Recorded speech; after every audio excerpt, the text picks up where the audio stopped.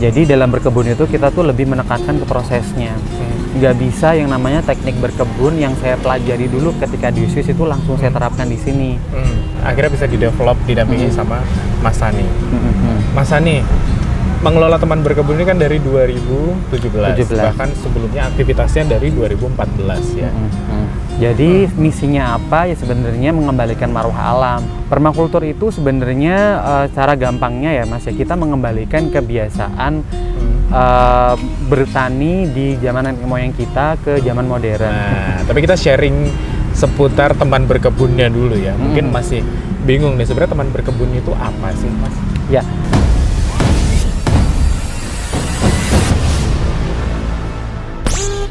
Hai, halo, selamat datang di Ruang Radio. Selalu ada ruang untuk radio. Kalau kemarin saya ruang radio di sebuah studio radio, ya iyalah. Kalau sekarang saya ada di tempat yang enak banget, adem, banyak angin, dan ketemu sama sesosok orang yang luar biasa inspiratif, yang ternyata udah melanglang buana kesana kesini, kesana kesini, dan bikin sesuatu yang sebenarnya mungkin nggak kepikiran sama kebanyakan anak muda, ya, yang berkaitan dengan pertanian. Kita langsung kenalin aja narasumber saya di pagi hari ini, ya, Mas Sani. Selamat datang. Selamat saya tamunya ya. Saya lupa. Selamat datang Mas. Terima kasih Mas Sani. Sani. Oke, Mas Sani. Teman berkebun. Ya. Ini adalah CEO sekaligus founder. Ya, betul. Founder. Founder aja Mas. Kalau CEO aja. Kayaknya duitnya banyak ya. Belum OTW. OTW duitnya banyak. Teman berkebun. Mungkin kalau misalkan Anda pernah cek di Instagram. Instagramnya apa Mas? Teman berkebun. @teman_berkebun. Teman berkebun. Satu rumah, satu kebun. Ya. Visinya emang itu? Iya, betul. Jadi visinya kita sebenarnya kita mewujudkan satu rumah satu kebun itu. Jadi kondisi di mana masyarakat itu sudah mempertimbangkan keberadaan kebun itu menjadi satu kebutuhan, seperti mereka mempertimbangkan adanya kamar tamu atau ruang tamu dan sebagainya. Ketika mereka punya rumah, ya mereka harus berpikir di mana mereka akan menanam. Oke. Mas, kita coba background check dulu ya. Kalau KPR ada BI checking, kalau saya ada background check. Ngurusin kebun, ngurusin pertanian, ngurusin tanaman. Background Mas Sani sendiri apa Mas? Kalau background pendidikan saya sebenarnya administrasi publik Mas, sospol. Jadi saya nggak ada sangkut pautnya sama sekali dengan bidang pertanian pada awalnya. Jadi perjalanan hidup saya yang mengantarkan saya ke bidang ini. Jadi saya nggak pernah, sebenarnya saya nggak pernah berdoa atau minta ke Tuhan kalau misalnya saya pengen jadi seorang petani seperti itu. Karena satu, saya nggak punya lahan gitu kan. Terus modal juga nggak punya waktu itu kan. Jadi ketika saya perjalanan hidup mengatakan saya waktu itu sebagai relawan kemanusiaan dari tahun 2009 sampai 2015. Di kurun waktu itu saya berkesempatan untuk berkunjung bertandang ke beberapa negara di proyek-proyek kemanusiaan. Yang proyek-proyek itu base temanya itu adalah pertanian. Nah, ketika di situ saya mulai mengenal tentang konsep bertani dengan prinsip-prinsip permakultur. Apa itu Mas? Bisa dijelasin dulu kan? Permakultur itu sebenarnya cara gampangnya ya Mas ya, kita mengembalikan kebiasaan bertani di zaman nenek moyang kita ke zaman modern. Jadi misinya apa ya, sebenarnya mengembalikan marwah alam. Jadi sebenarnya itu berangkat dari permasalahan lingkungan di pertanian konvensional, terutama kayak misal penggunaan pestisida yang terlalu tinggi sehingga merusak habitat dari serangga yang sebenarnya penting sekali di bidang pertanian. Serangga itu sendiri yang sebenarnya harusnya menjadi kawan pertanian malah sekarang dianggap sebagai musuh. Jadi terus juga kerusakan lingkungan dan lain sebagainya. Jadi selalu kalau misalnya kita mau produksi lahan, kita selalu tebang pohon dan sebagainya. Berawal dari keresahan itu. Sampai akhirnya David Holmgren pada waktu itu yang membuat buku pertama kali tentang permaculture, dia orang Australia. Itu mengenalkan konsep itu yang akhirnya ditularkan ke seluruh dunia. Dan tepatnya waktu itu ketika saya di Swiss, saya mengenai konsep itu. Nah, Oke. ketika di Afrika juga saya sempat bersandang juga di Nigeria. Itu saya juga mendalami kembali sebenarnya untuk konsep kemanusiaannya sih, karena di salah satu prinsip dari permaculture sendiri yang harus diterapkan itu ada yang namanya fair share atau apa istilahnya berbagi dengan konsep keadilan kayak gitu kan. Kita utamanya ke manusia.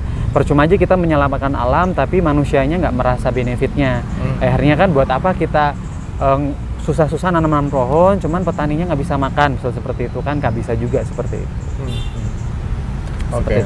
Wow. Berarti sebenarnya panjang banget ya? Panjang Mas. Nanti kalau misalnya dijelasin mungkin bisa habis 1 hari Mas. Waduh. Itu ada nggak di website Mas?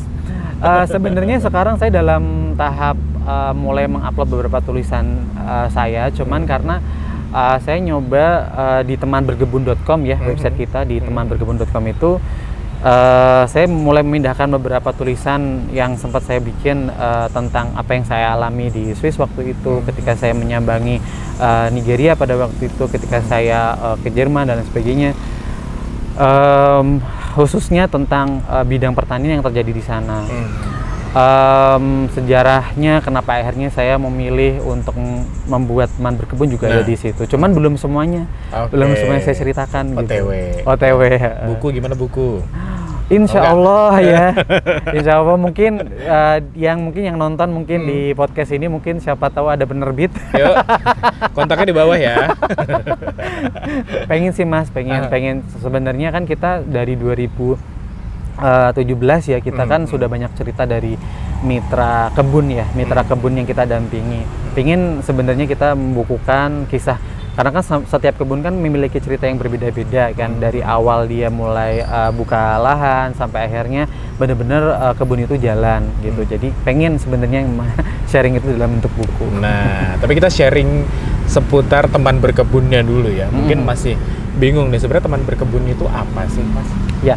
Jadi teman berkebun itu sebenarnya persis sekali dengan namanya teman berkebun ya, kita nemenin orang yang berkebun sebenarnya. Jadi biasanya orang-orang yang mulai beralih ke hidup sehat, mereka biasanya kan mulai berpikir dan mulai mempertimbangkan apa yang mereka masukkan ke tubuh mereka gitu kan. Nah, akhirnya biasanya akan ke ranah bagaimana mereka bisa mendapatkan bahan pangan yang sehat. Kalau bahan pangan yang sehat itu biasanya kan akhirnya ke ranah ke mereka mencari sayur-sayur organik, pangan-pangan organik seperti itu.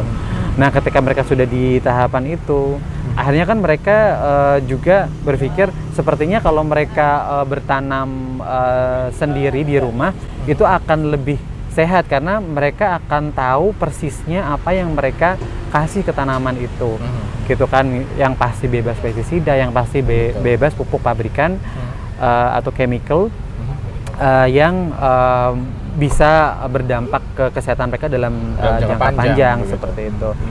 Nah, ketika mereka mulai belajar menanam, biasanya mereka merasa sendiri karena yang mereka bisa temui itu kan biasanya kalau kita memang banyak sekali ya informasi gitu kan di YouTube, di Google dan sebagainya, tapi kan tidak tertata. Jadi kan sama seperti ketika saya pertama kali mengetahui tentang ilmu pertanian, dengan background saya bukan seorang mahasiswa pertanian, itu pun saya ngerasa informasi itu scattered gitu, menyebar gitu dan butuh yang namanya basic yang teoritis ya, yang konstruktif juga, yang bisa menghubungkan titik-titik itu. Akhirnya ya, untuk menghubungkan itu kan makanya mereka butuh yang namanya mentor, butuh yang namanya pendamping, butuh yang namanya asisten gitu kan. Jadi akhirnya teman berkebun itu sekarang kita kerjanya dampingin orang-orang yang berkebun, khususnya yang berkebun organik atau yang menerapkan prinsip-prinsip permakultur. Seperti itu. Sebenarnya ini kan berarti pasarnya sangat spesifik ya Mas ya? Sangat spesifik sekali. Sangat spesifik. Ilmu yang didapetin Mas Andi dari Swiss, dari mana segala macam. Apa yang membuat Mas Andi akhirnya pede buat ini kita bisa terapin deh kayak di Indonesia gitu. Dan ada orang yang mau deh tergerak untuk bikin kebun sendiri, sama seperti halnya contohnya di sini nih. Ini nih ada tadi mana yang panen tomat tadi mana? Oh hai. Ada yang ngambil tomat segala macam. Seperti yang ada di sini gitu Mas. Apa yang kemudian meyakinkan Mas Ani ini kayaknya bisa konsep-konsep seperti ini diterapkan di Indonesia.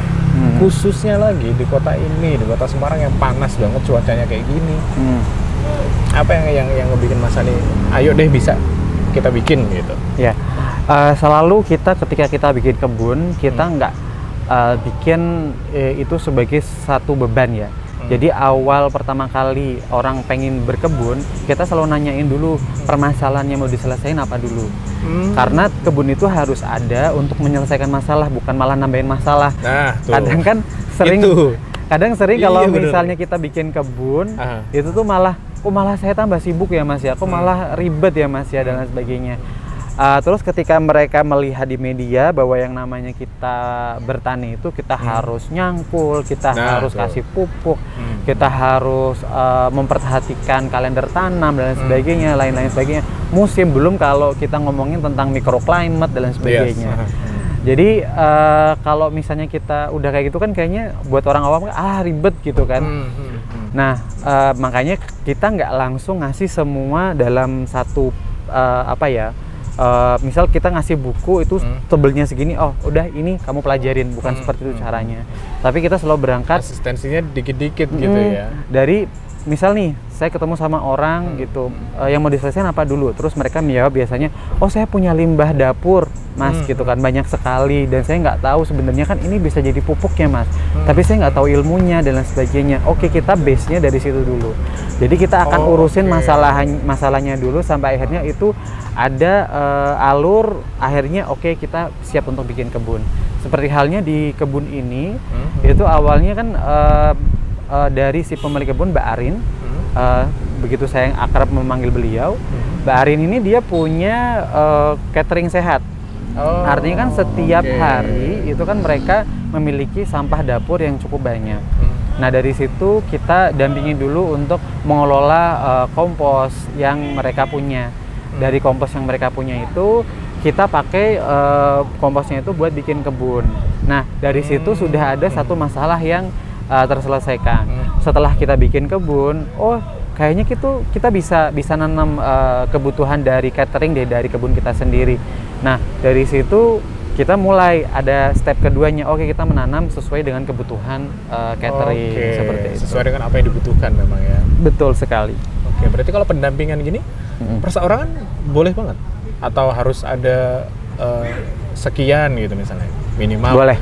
Lahannya harus seluas ini gitu atau apa gitu, ada nggak? Boleh banget. Jadi untuk customer kita itu sangat beragam, mulai dari yang perusahaan besar sampai keluarga ya, tingkat keluarga. Ada yang punya lahan cuma teras, ada yang punya lahan seperti ini yang cukup besar, ada yang mungkin ya cuma berapa petak seperti itu. Dan itu fine aja, nggak masalah. Jadi kita nggak mematok ada requirement minimal luasan berapa, minimal anggotanya berapa. Walaupun kalau mungkin beberapa yang nonton nantinya tuh pernah kenal tentang teman berkebun, dulu kita pernah kasih requirement itu, teman sekarang kita udah nggak berlaku lagi. Jadi bahkan seorang ibu rumah tangga pun bisa kita dampingi seperti itu. Seru ya berarti ya. Asal ada lahan, asal ada kemauan, terus dikonsulin dulu dari awal masalah apa yang mau diselesaikan, terus akhirnya bisa didampingi sama Mas Ani. Mas Ani, mengelola teman berkebun ini kan dari 2017. Bahkan sebelumnya aktivitasnya dari 2014 ya. Timnya berapa? Wow. Jadi kalau dari 2014 itu ketika kita bikin pilot project pertama kali itu yang jelas waktu itu cuma saya sama istri ya. 2017 sampai 2018 itu kita sempat punya tim sampai 10 orang. Ya, jadi gongnya itu di awal pandemi, tepatnya itu di akhir 2019, itu dimana semua waktu itu kita masih nempel untuk program namanya Kawasan Rumah Pangan Lestari ya waktu itu, miliknya Dinas Ketahanan Pangan. Untuk program itu budgetnya di-cut waktu itu sama pemerintah. Jadi artinya udah nggak ada budget lagi nih untuk menggaji mereka. Akhirnya oke, kita bisa kok jalan terus dengan resource yang ada. Dan karena memang dari modalnya itu juga udah mulai menipis, akhirnya kita memilih untuk meminimalisir pengeluaran kan. Akhirnya kita harus berpisah dengan tim-tim kita. Sekarang cuma menyisakan saya sama istri dan anak yang masih 5 tahun. Oh baik, 2,5. Iya. Oke, Mas, dari tim yang dulu sempat ada nih, katakanlah 10 orang sampai kemudian akhirnya sekarang hanya bertahan dengan 2 orang begitu. Itu timnya semuanya anak muda kah atau macam-macam waktu itu, Mas? Waktu itu anak muda kebanyakan, dan memang kalau saya melihat sih bidang pertanian itu kan bukan bidang bisnis yang bisa menghasilkan uang dalam waktu dekat ya. Nah, ini loh maksud saya, betul. Karena kan yang namanya pertanian, yang namanya berkebun gitu, ini identiknya adalah dengan orang-orang yang sudah pensiun, orang-orang yang aduh me time saya memang berkebun gitu. Nah, gimana cara Mas Sani menggait misalnya nih teman-teman yang mungkin masih muda-muda seusia kita gitu ya. Apa sih menariknya berkebun? Apa sih menariknya nanam sendiri gitu ya? Selain bisa potong tomat langsung dari pohonnya dan lain-lain gitu. Apa sebetulnya yang pengen Mas Sani sampaikan ke anak-anak muda, yuk berkebun yuk gitu? Yang pasti yang pertama, berkebun itu nggak segalanya itu mengenai hasil yang akan kita panen. Jadi dalam berkebun itu kita tuh lebih menekankan ke prosesnya. Nggak bisa yang namanya teknik berkebun yang saya pelajari dulu ketika di Swiss itu langsung saya terapkan di sini. Itu pasti gagalnya, Mas. Jadi makanya ketika kita berkebun itu kita harus sabar gitu kan, karena itu tadi kita melalui proses gitu kan. Nggak bisa misal oke, di kebun kita di Mijen, dampingan kita di Mijen, di BSB City, itu nggak kita nanam tomat misalnya gitu kan. Tomatnya bagus-bagus, kita terapin metodenya di Kiai Saleh di pusat kota Semarang. Itu nggak 100% terjadi gitu, sama persis hasilnya. Jadi harus ada yang kita ubah gitu kan. Nah, hal seperti ini yang menurut saya kadang tuh saya melihatnya anak terutama Gen Z ya. Kalau saya kan millennials ya, kayak kelahiran 89. Itu gitu. Mereka jadi ya, mereka lebih suka yang instan gitu kan. Apalagi kalau misalnya mereka langsung mikirnya, oh nanti kalau misalnya saya panen, saya habis itu saya jual kayak gitu kan. Oh iya. Itu habis itu saya dapat cuan kayak gitu kan. Nggak bisa seperti itu. Karena kalau misalnya kita di pertanian, yang pertama kita pikirin dulu adalah kebutuhan kita dulu. Kalau misalnya ada lebih, baru kita boleh entah itu dijual, entah kita bagi ke tetangga dan lain sebagainya. Dan itu tentu kan nggak bisa langsung semua keuntungan itu ternyata istilahnya dikonversi ke rupiah gitu kan. Kadang keuntungan yang non material gitu kan, misal kepercayaan. Ketika kita punya kebun, misal kebun kita di sini, itu kan mereka punya bisnis yang existing kan. Mereka ada catering, nantinya juga mereka punya restoran. Dan ketika mereka sudah punya existing bisnis itu, dan ditambah lagi mereka punya kebun, masyarakat tuh lebih percaya gitu kan. Nah, itu adalah satu keuntungan yang nggak bisa kita konversikan ke rupiah. Nah, sama seperti halnya kita mendampingi satu restoran di Kota Lama, Spiegel. Mungkin Masnya pernah dengar dekat Saman Sri Gunting. Itu orang nggak ada yang percaya kalau kita bisa nanam rosemary, kita bisa nanam mint, kita bisa nanam tomat cherry di situ. Cuman kita bisa di Kota Lama loh, Mas. Di Kota Lama, di istilahnya titik kota Semarang yang paling panas. Itu makanya di sini ditanam bisa dan dengan teknik organik gitu kan. Jadi tadi budidaya organik. Dan di situ orang skeptis awalnya, ternyata bisa kok. Dan komoditas yang kita tanam itu lumayan sulit ditanam di Kota Semarang, tapi dengan kesabaran, dengan teknik yang bisa kita temukan pada saat proses kita bertanam, itu ternyata bisa mengatasi itu, seperti itu. Jadi pesan untuk teman-teman yang masih muda, ya Gen Z ke atas ya. Habis Gen Z apa sih Mas? Gen apa lagi ya? Mungkin Zizi. Gitu. Ya harus mereka harus belajar di prosesnya itu. Kadang memang saya sendiri juga sebagai generasi milenial pun saya belajar bahwa ternyata saya harus lebih banyak membaca. Nggak cuma membaca buku, membaca alam. Saya juga perlu memahami manusia yang bekerja dengan saya. Karena kan saya nggak mungkin saya ngurusin kebun sendiri, Mas. Karena saya megang kebun sendiri, saya olah sendiri, saya bikin kompos sendiri dan sebagainya. Berakhir pada orang yang target grup saya pada waktu itu nggak paham maksudnya saya apa, gitu kan. Jadi ya kita harus dealing juga sama manusia ya. Itu yang paling sulit. Susah, itu yang paling susah gitu kan. Oke, Mas. Tadi kan ada mitra kebun, apa istilahnya apa sih Mas? Mitra kebun atau mungkin mitra kebun. Yang didampingi itu istilahnya apa? Mitra kebun. Total sekarang existing ada existing berapa? Ya. Untuk yang existing sekarang ada kebun kita, ada BSB City, terus habis itu ada Spiegel, terus ada ya mungkin sekitar 5 sampai 6 lah, Mas. 5 sampai 6. Oke. Nah, kalau misal nih ada dari teman-teman yang kebetulan punya lahan, mau join, gimana caranya? Oke, ada beberapa apa istilahnya cara ya untuk join sama teman berkebun. Kalau misalnya saya sih lebih menyarankan pertama itu mereka jadi volunteer dulu. Dari volunteer dulu jadi relawan dulu. Karena kalau misalnya kita ngomongin tentang permaculture dan kalau search di Google permaculture, biasanya kalau pertama kali mereka mau ikut itu mereka harus ikut namanya PDC. Namanya Permaculture Design Course. Itu harganya itu bervariasi mulai dari yang 6 juta sampai 15 juta. Dan untuk misal kalangan muda ya biasanya mereka mayoritas mahasiswa, uang segitu kayaknya lebih baik buat bayar kos-kosan atau buat bertahan hidup atau yang lain gitu.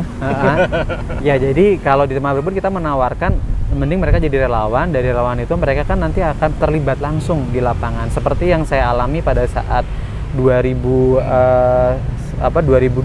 ketika saya ada di Swiss. Itu saya jadi relawan. Ketika jadi volunteer itu kita kan langsung hands on, kita langsung melakukan sesuatu di lahan, kita mendengarkan langsung dari petani. Dari situ kita ada dua cara kita belajar kan, dari mendengar, dari kita praktek juga. Selain juga harus dikuatin juga di membaca, karena itu yang kadang kurang. Saya ngerasa kalau misalnya kita cuma dengerin, kita cuma praktek, nggak baca, itu kadang juga nggak pas. Timpang juga gitu ya. Harus baca juga, banyak dokumen-dokumen juga yang harus kita baca. Nah dari situ kalau kita sudah jadi relawan, mereka paham maksudnya kita, kenapa kita bikin kebun model seperti ini, baru nanti masuk ke ranah ya tadi identifikasi problem gitu kan. Walaupun bisa dengan cara cepat, misal katakanlah Mas saya pengen punya lahan sekian gitu, saya pengen lahan saya itu produktif. Biasanya ya pertama kali itu selain jadi volunteer bisa jadi mitra langsung. Bisa. Jadi mitra langsung itu artinya kita dampingi secara intensif. Yang paling terbaru itu misalnya ibu rumah tangga gitu kan, di daerah Rojonggrang gitu kan. Di situ dia punya lahan cuma di teras, ya udah, karena teras cuma di paving, yang ada cara lain kita nyongkel pavingnya. Gitu, untuk kita bertanam di tanah gitu. Jadi di situ jadi bisa jadi volunteer, bisa jadi mitra. Kalau volunteer biasanya nanti prosesnya berapa lama Mas biasanya kalau dari volunteer akhirnya? Beragam Mas ya, beragam. Karena itu tadi, karena memang bidang ini tuh cukup spesifik dan pasar yang kita target itu cukup spesifik juga. Kadang ada yang di tengah jalan 2-3 bulan mereka udah give up. Ada mereka yang nggak ngeh gitu kan. Makanya memang saya sendiri yang menjalankan Teman Berkebun sama istri itu kita harus belajar legowo, menerima dan legowo juga melepaskan mereka. Go come and go ya. Iya gitu. Itu beneran berarti. Jadi ya seperti halnya kita mengisokkan tanaman kita yang misal mati karena kita nggak prepare dari awal. Ya sama seperti halnya kita menerima orang, terus mereka ternyata udah nggak satu visi lagi sama kita, ya udah, memang kamu mau di luar, kamu merasa berkembang, ya silahkan. Ya bermacam-macam Mas. Ada yang sampai sekarang itu bahkan udah jadi salah satu staf di kebun dampingan kita. Oh. Itu juga ada. Jadi pernah Mas, saya ngirim mahasiswa itu ke Vietnam sama Malaysia. Dari 20 orang yang kita kirim itu yang netes cuma 1. Jadi begitu sulitnya ternyata bidang pertanian itu untuk digeluti gitu loh. Padahal kalau kita dengar kan ya, dari kecil kita selalu mendengar bahwa negara kita adalah negara agraris. Yes, ya kan? Tapi ternyata susah menggelutinya ya. Susah. Jadi nggak banyak orang yang tahan di sini karena kita bersusah-susah dulu tapi bersenang-senang kemudian. Jadi kita susah dulu di pertama. Kita sabar dulu karena kita kan preserving tanah. Kita memperbaiki tanah yang sudah sekian tahun istilahnya terkontaminasi dengan pupuk kimia itu. Kita balikan lagi ke marwahnya. Jadi di situ harus butuh kesabaran. Nah, itu menjadi satu solusi untuk permasalahan yang tadi saya sebutin. Betul. Daripada kita beli pupuk yang semakin mahal, kita bikin pupuk aja sendiri seperti itu. Oke. Nah, segala macamnya yang pengen Anda ketahui ya tentang teman berkebun bisa dibuka di websitenya. Saya dari tadi ngintip aja di websitenya. Ternyata websitenya rapi sekali dan semuanya informasinya ada semua di sini ya Mas. Websitenya adalah temanberkebun.com. temanberkebun.com ya. Oke. Yuk Mas, sebenarnya saya masih pengen ngobrol banyak banget, tapi waktunya udah terbatas. Waktunya sudah habis, Mas Ani. Kalau mau kepoin teman berkebun ke Instagram @temanberkebun. @temanberkebun. Kalau Mas Ani sendiri? Kalau saya sendiri @temanberkebun aja deh Mas. Soalnya nama saya agak sulit. @temanberkebun atau ke websitenya kita di temanberkebun.com. Betul, itu bisa join menjadi mitra atau menjadi volunteer. Dan akhirnya sampai di sini obrolan kita ya. Dan terima kasih banget untuk semua yang sudah nonton. Jangan lupa subscribe, jangan lupa terus terinspirasi dengan konten-konten kami, terinspirasi dari Mas Ani dan juga teman berkebun. Kita akan ketemu lagi di lain kesempatan. Abi Digo pamit, terima kasih. Ruang Radio, selalu ada ruang untuk radio. Terima kasih.